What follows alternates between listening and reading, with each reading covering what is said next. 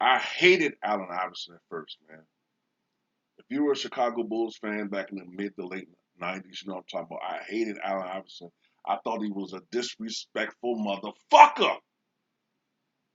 Okay, I did. Couple of reasons. Number one, the crossover. Know what I'm talking about. Okay, he crossed Jordan ass up. Now Jordan didn't bite on the first one, but the second one, yeah, exactly. You thought you could shake me on the time, you did not. Yeah, I mean Jordan, he could shake me like, oh shit, mother, you little bitch, mother, motherfucker.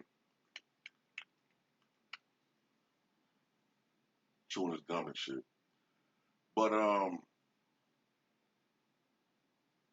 you know, not only that moment, but that was look, that moment was replayed again and again and again and again and again on ESPN. You know, it humbled Jordan. You know, but that's the thing about the Chicago Bulls. I remember too. Um, the one thing I noticed even back then, if there was one particular weakness that the Bulls had in their backcourt, is they had problems with small, quick guards. You know, I noticed that. Um, Iverson, for one, Damon Stoudemire was probably the worst as far as giving the Bulls problems. People forget about Damon Stoudemire. Damon was given, if you remember, even though Toronto only won 20 games, I think that first year that he was there, um, 95, 96, I think he was Rookie of the Year that year, Damon Stoudemire. But a lot of those games were close with the Bulls and the Raptors. And I remember Damon having a couple of 30-point games, man. You know what I'm saying? Another guy that gave the Bulls problems was Abdul Rauf. You know what I'm saying? Who was considerably, even though we compare him to Curry, and Curry is the better player. Curry is much more consistent, but Abdul Rauf was more athletic and a little quicker. And he gave the Bulls problems. We all remember that 38-point game he had in '96. I think it was February of '96. I want to say it was February the 2nd of 1996 or something like that, or 3rd of 1996, when he dropped that 38 points against Chicago when Chicago was down by, at one point, 31 points in that game, 57-26. Uh, Another guy that I remember giving the Bulls problems was Terrell Brandon at that time. So they had problems with small point guards, small guards in general. But back to Allen Iverson, though, man. Another thing I remember is that he would light the Bulls up. Like as far as now, we didn't get all the games back then. You know, we didn't have the package with every goddamn game. No, it wasn't like that. Now the Bulls was one of those teams where you saw most of their games, whether it was through WGN, where they showed more of the games back then, or whether it was NBC, which the NBA had a contract with, or whether it was TBS or TNT. Tuesday, Wednesday, Thursday. Dan, Tuesday, Wednesday, Thursday. Dan, Tuesday, Wednesday, Thursday. So you saw most of the games, didn't see all of them, especially with Philly. Philly was terrible back then. But I would look at the box scores and I would see, okay, Pippen shot 7 of 14, uh, 3 of 5 for the line. Pippen had, a couple threes. He had 19. Okay, Pippen got off. Look at Jordan, 11-23, 5 of 6, over 2 from 3, 27 points. Okay. Then you look and see Allen Iverson, 44 points. Man, god damn. Now the Bulls won by 20, but still. Then you see another game where AI torched the Bulls for 37, and then 40, and then 30. I'm like, god damn. But that was his mentality, man. He wanted to go up against the best.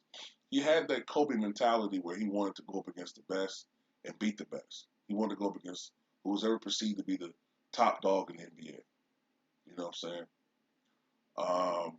And it makes you wonder just how good Allen Iverson could have been had he been 5 or 6 inches taller.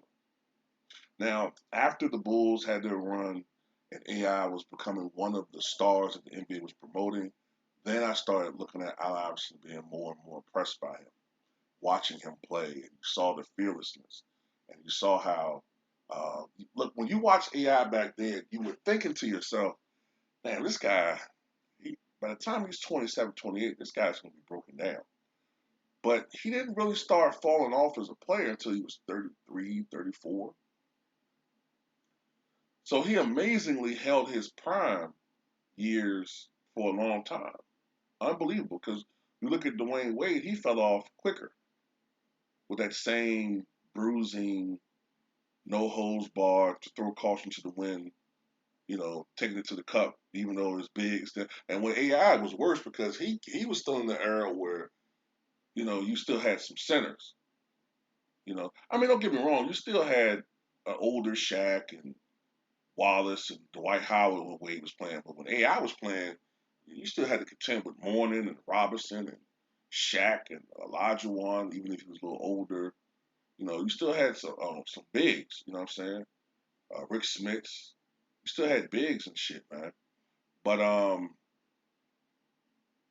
this is another thing I'll say about Allen Iverson. Okay, number one, Kyrie Irving may be the best overall ball handler ever. But to me, still the best crossover ever belongs to this man right here, Allen Iverson. I still think he has the best crossover I've ever seen. Okay. Um,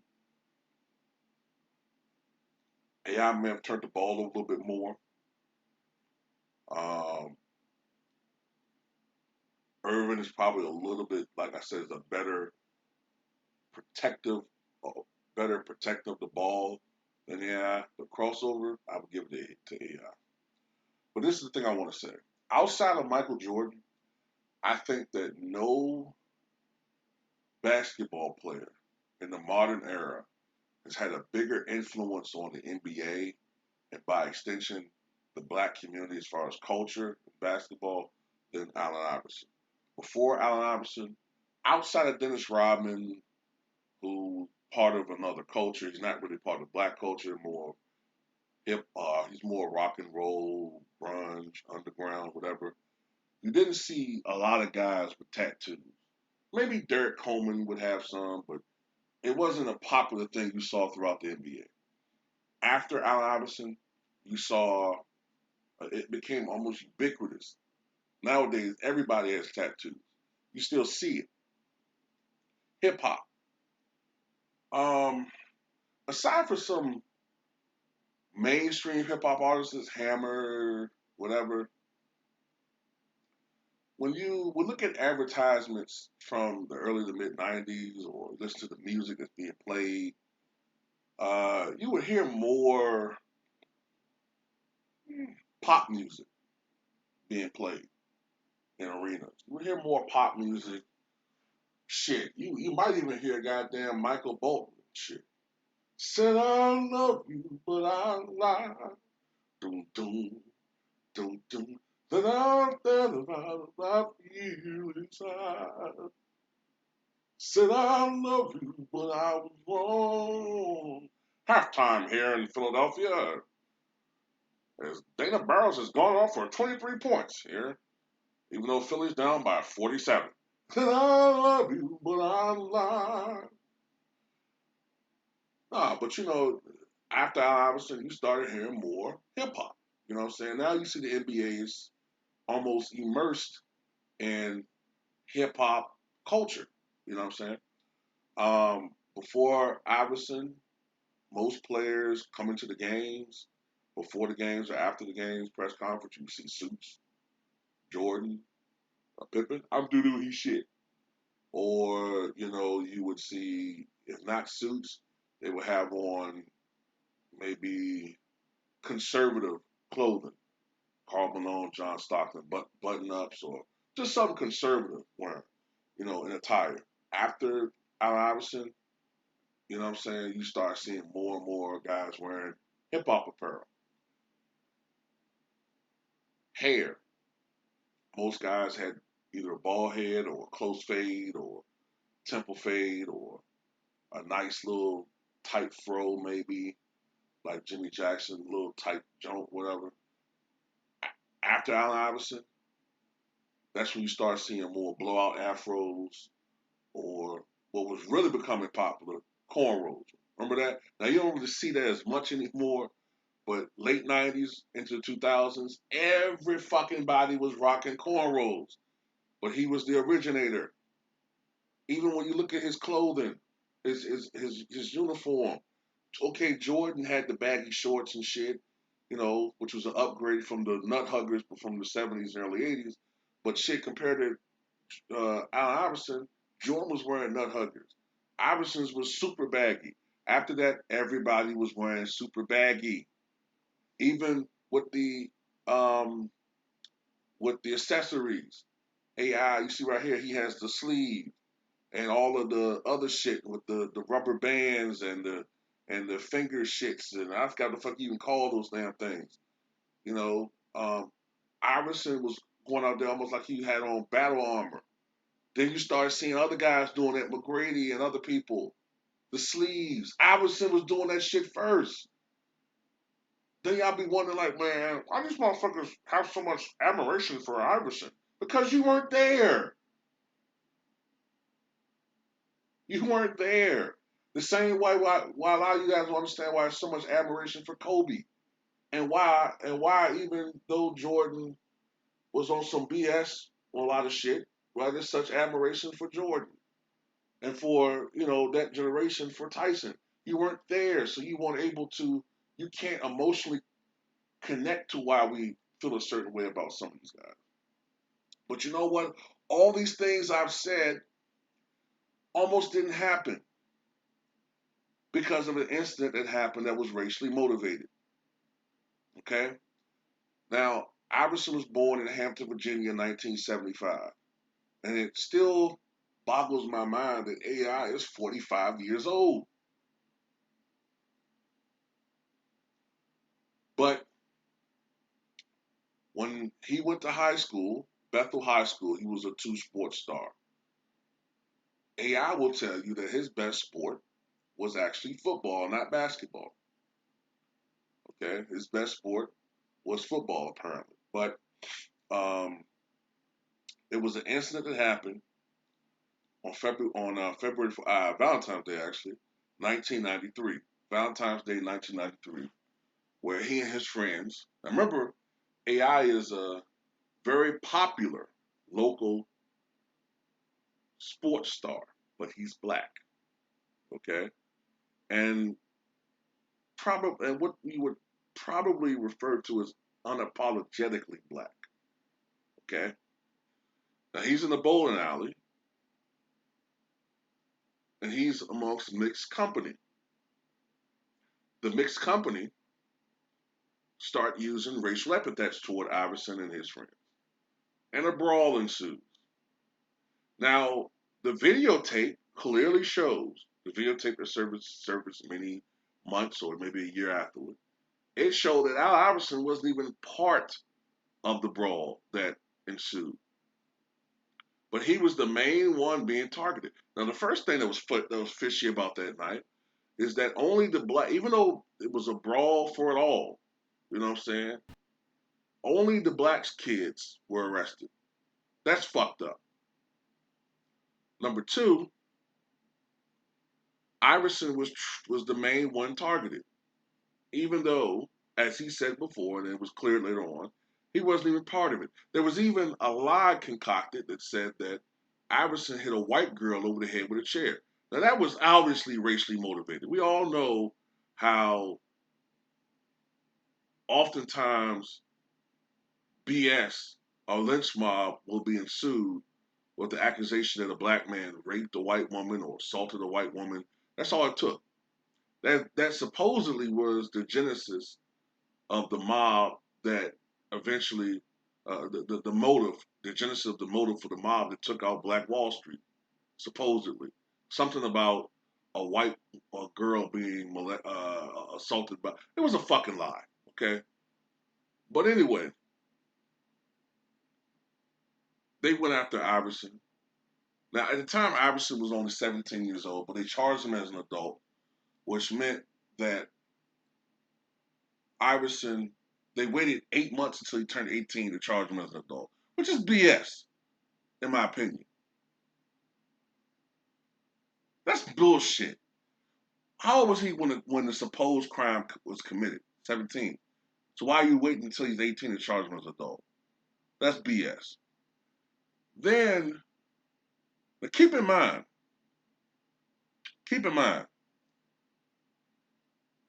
that Amber Geiger got 6 years for what, going into Botham Jean's home and killing him, and the media is trying to preach forgiveness for that BS, right? And I think she only got 5 or 6 years. Also, keep in mind that these monsters, okay, in Kenosha, Wisconsin, who murdered their own fucking child, let their child be eaten by fucking animals. These fucking savage Sambo coons. Yeah, I called them that. These Sambo coons. One of them got virtually no time at all.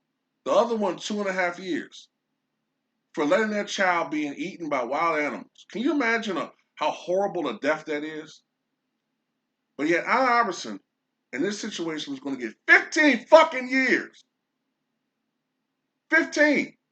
Until Doug Wilder commuted his sentence. Doug Wilder was, I think it was December of 1993, and Doug Wilder was about to be out the door as the governor. He was about to be replaced by George Allen, who was a conservative Republican. And if you leave it to Allen, he was never pardoned, Allen Iverson. So I really commend Doug Wilder. Even though Doug is a dastardly human being in a lot of ways, the one good thing he did was granting Iverson clemency. But the one thing that really saved Iverson's life, in my opinion, was the opportunity that the now late John Thompson gave him. John Thompson, a lot of people didn't want to touch Allen Iverson. They thought he was a troubled kid. They thought he was trouble. John Thompson was known for giving opportunities and chances to people that other college coaches would. So John Thompson gave Allen Iverson an opportunity with Georgetown. And in the 2 years that Iverson played at Georgetown, he was one of their best ever players. He averaged 23 points a game, which I think is still a record for a per game average for a Georgetown player, a Georgetown Hoya. And during his 2016 Hall of Fame enshrinement, he truly thanked John Thompson for basically saving his life, because he gave him an opportunity that nobody was going to give this guy. You know what I'm saying?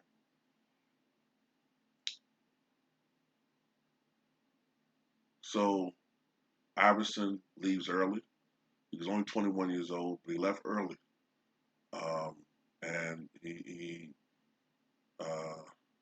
was picked in the 1996 NBA draft. I believe he was selected first. Went to Philly. Now, if you know anything about the history of the Philadelphia 76ers, going all the way back to the time when they were the Syracuse Nationals, and they had stars like Dolph Shades or whatever. They were always, generally speaking, a good franchise. Now, of course, they had some down years. They had that season, I think 72, 73, when they only went 9-73. But for the most part, they were a really good franchise. They won a championship during the time when they were the Syracuse Nationals. I believe that was in 1955, I believe. Then in 1967, when they were the Philadelphia 76ers, they had an awesome team with Wilt Chamberlain and Billy Cunningham and the others, Hal Greer and others, the late Hal Greer, when they went 68-13. Then, of course, in 83, you know what I'm saying, with Julius Erving, Moses Malone, and all those guys. But by the late 80s, the Sixers, through, to me, retirements and terrible trades and draft picks, began to fade into obscurity. And after Charles Barkley left, because Charles Barkley pretty much put that team on his back for many years, and he made them at least a halfway decent franchise. But after Charles Barkley left via trade in '92, they became a horrible franchise. Horrible. And Allen Iverson, to me, you could knock him for whatever. He didn't win. He only went to the finals once. He wasn't a great teammate. He was selfish. All that BS that Jason Whitlock and everybody else want to spew at him. This is my thing. Whenever a coon like Jason Whitlock has a problem with a black athlete, that makes me love him even fucking more, because that must mean that Allen Iverson did something fucking right. Okay? But at the end of the day,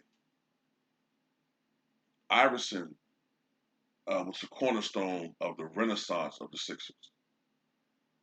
It didn't happen immediately. There were troubles. There was chemistry issues, and look, Iverson and Stackhouse just didn't coexist well, and it culminated in a physical altercation between the two. Rumor has it that Stackhouse got the better of the two, but ultimately, Iverson got the better of the two because they traded his ass to oblivion, which was the Detroit Pistons. Um, you know, Looked like it was a good deal, but then Grant Hill went down with the injury, and then Grant Hill left to Orlando, and Stackhouse was just on a pretty bad team. And then Stackhouse left, was traded before Detroit started their rise. So, in the end, Stackhouse just had bad luck. But Al Iverson, starting in the '99 season, um, the Sixers started their ascent. I think they went 28-22 that year during the 50 game schedule.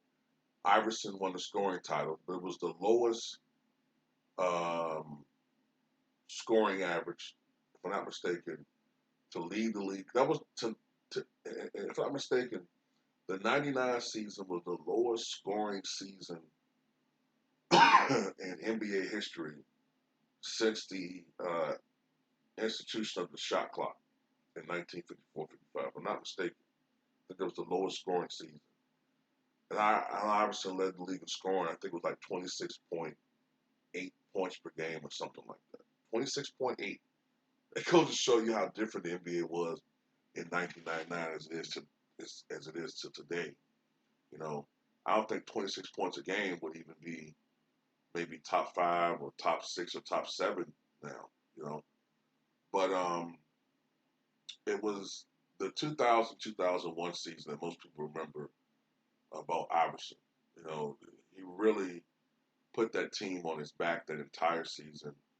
But they were missing something that year, and credit has to go to the Dikembe Mutombo. It was that mid-season trade or relatively late season trade, depending on how you look at it, Theo Ratliff for Mutombo that really um, kind of changed the trajectory of that team. Theo Ratliff was a decent shot blocker, but Dikembe Mutombo was a much more looming overall defensive presence. He was he was an even better shot blocker, and he was a rebounding presence that they needed.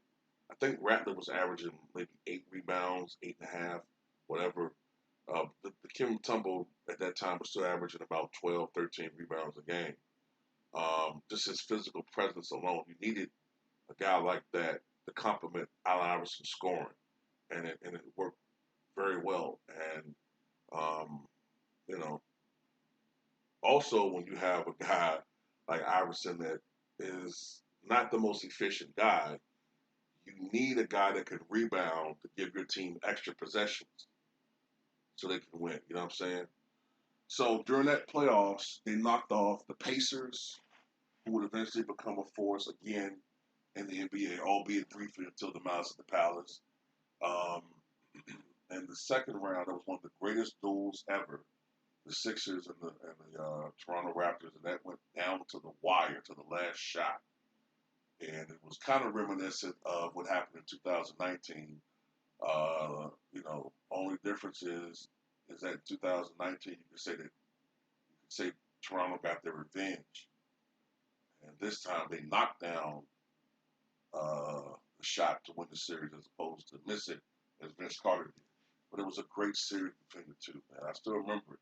One of the great playoff series I've ever seen. Um, AI would drop 52, and then Vince Carter would the next night he'll drop 50. I remember he had like 8 3-pointers in the first half, and then I think it was the game where AI accepted the MVP trophy. I can't remember which. I'm a little bit mixed up with what games it were, but I remember him dropping a 50-point game in that game. Um, in the next round, they played Milwaukee, and that was the team that had Glenn Robinson, Ray Allen, and Sam Cassell. And Milwaukee Bucks fans would tell you that series was maybe not totally on the up and up, but Philadelphia won that series. And then, of course, in the NBA Finals, nobody gave Philly a shot at all. Most people would tell you that the Lakers were going to sweep them for nothing. And at the end of the day, even though they only won one game, the fact that they were still the only team to beat LA in what was probably the most dominant overall postseason run by a champion. I know some people want to bring the Golden State Warriors, but the Lakers were more dominant to me in that 2001 playoff run. I mean, they were not only were they beating teams, it wasn't even particularly close. But that one game, Allen Iverson squeezed out 48 points in overtime to give them a victory. And they were the one blemish on the Lakers, what would have been a perfect playoff run. Now, the one caveat to Iverson to me and that Sixers run is that if you watch that playoff run, you thought Allen Iverson was on the verge of being a type of player that would consistently lead his team deep into the playoffs. Maybe not to the finals every year, but you thought that they would go to the finals every year. But fate is funny. Um, First of all, in Iverson's defense, he did not have the best overall supporting cast when it came to scoring. Defense, yes, to complement uh, his overall role, great. But they weren't the most explosive team. And what Jason Kidd was able to do in that trade, coming over from Phoenix to Brooklyn, well, New Jersey at the time, a 25-game turnaround from, I think, 25 wins to 50 wins. And back-to-back going to the NBA Finals. And supplanting the Sixers as the best team in the Eastern Conference was unexpected. And I do agree with one of my subscribers. I think Jason Kidd should have won at least one MVP award, um, possibly in either 2002 or 2003. One of those 2 years he should have won the MVP. And then, of course, then you had the Sixers um, sort of flatline a little bit. You know what I'm saying? They were a good team, but other teams passed them. Detroit Pistons. And the Pacers would have been, I think, a championship team in 2005. And that would have, been a great send-off for Reggie Miller if it wasn't for the Mouse of the Palace. Over the next couple of years, the Sixers, they were a mediocre team. Sometimes not even a really good team. Iverson would continue his individual scoring, but he was criticized for not winning enough. When in reality, I thought you should blame the Sixers management more. You know what I'm saying? As Allen Iverson began to get older, maybe lose a step, as we go into late 2000s, then he was becoming criticized more and more. That used to irritate me. That used to irritate me how the media would turn on these types of guys, right? They return on guys who were all-star level players for so many years, and then once they got old, they would talk about how they don't play defense, and how they're not really that great. Uh, the I told you so people bounce on him. See, I told you he was overrated. Meanwhile, Gordon Hayward gets assigned $120 million contracts and play absolutely atrocious defense. But after a stint with Denver, where he did drop a 51-point game against the Lakers, and then some less than glorious stints with the Detroit Pistons, and then finally, I believe, the Memphis Grizzlies, Allen Iverson, in my opinion, was whiteballed out the NBA. You know what I'm saying? And I thought that Allen Iverson should have got a glorious send off for his career, and he really didn't. He didn't really get that type of farewell tour that I think a player of his caliber should have gotten. You know, but when we look at his career, he won the MVP award in 2001. He's 11-time NBA All-Star, two-time NBA All-Star Game MVP, 2001 and 2005, three-time All-NBA First Team, three-time All-NBA Second Team. He was on the All-NBA Third Team in 2006. Now, mind you, in that year, he averaged 33.5 points per game, it was. I know he averaged over 33 points a game that year. He was the 1996-97 Rookie of the Year. In 97, he was an All-Rookie First Team. In 1997, he was the NBA Rookie Game MVP. He led the NBA in scoring 4 times. The 99 season, 2001, 2002, and 2005. So that ties him with George Gervin for the second most scoring championships by a shooting guard. And I believe that ties him with, I believe, Gervin and Durant for fourth. Or is that third most scoring time? I think third most. Okay, I think Durant led the league in scoring 4 times, Gervin 4 times, Iverson 4 times, Chamberlain 7 times, and Jordan 10 times. And he led the NBA steals 3 times, which is tied for second. Um, I think Chris Paul did it the most 6 times. But Jordan did it 3 times. Stockton, I think, did it 3 times. And Iverson 3 times. I might be forgetting somebody else. Maybe Mookie Blaylock or something like that. His number 3 retired by the Philadelphia 76ers. And for his career, he averaged 24,000. He scored 24,368 points for 26.7 points per game average. He averaged 3.7 rebounds, and he averaged 6.2 assists per game. He never won Olympic gold. He was on the 2004 Athens men's basketball team that only went bronze. And that was the only time I believe that since, one can remember that the men's Olympic team did not win the gold. But Allen Iverson, what I remember about him, he was a tenacious competitor. He his game belied his size. He was not a guy that just stood from 3-point range and bombed. He wasn't a great outside shooter. He only shot about 31% from 3. He wasn't a good.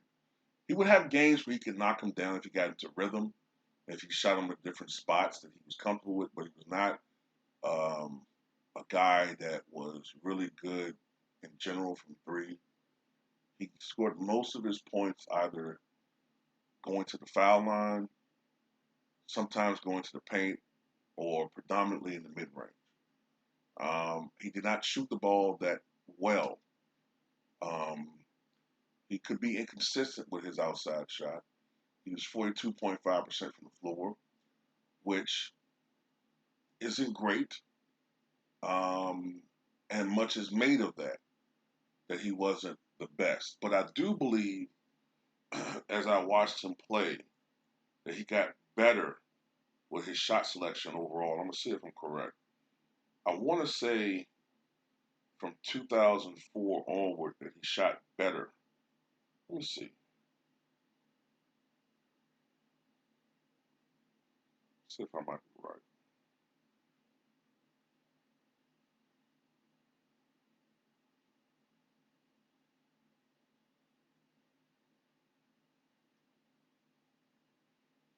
Okay, 2004. I hate when this damn thing doesn't work when I want it to work.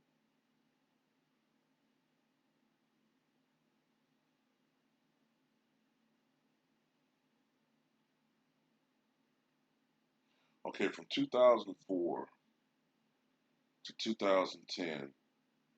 Okay, yeah, he shot 43.2% from the floor, and he shot 32% from three and 80% from the foul line. Yeah, so he shot a little bit better. I mean, I'm saying a lot, but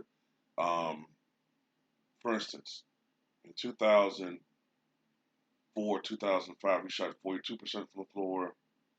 The next year, he shot 45% from the floor. The next year, he shot 44%. And then in 2007, 2008, he shot 46% from the floor. 2009, uh, he shot 45% from the floor, and then 43% from the floor his last year. So he was getting, that's why I remember. I remember him shooting the ball a little bit better. And you consider that he's only 6 feet, and then you look at Tracy McGrady, I always reference him because nobody really gets on him for his shooting woes. He's 6'7", 6'8", but he only shot 43% from the floor himself. So at the end of the day, I don't think that his shooting percentage was that bad. But one thing that you can't teach is heart. And Iverson had the heart, he had the competitive drive, he wanted to be the best. And, if that meant in his mind that he had to score to be the best, if that's what his role was, if that's how he most impacted the team, he was one of the best. And he earned his Hall of Fame induction. You know what I'm saying? To hell with Jason Whitlocks and the detractors. And that's all I got to say, man. That's my number 6 guy, Bubba Chuck Allen Iverson.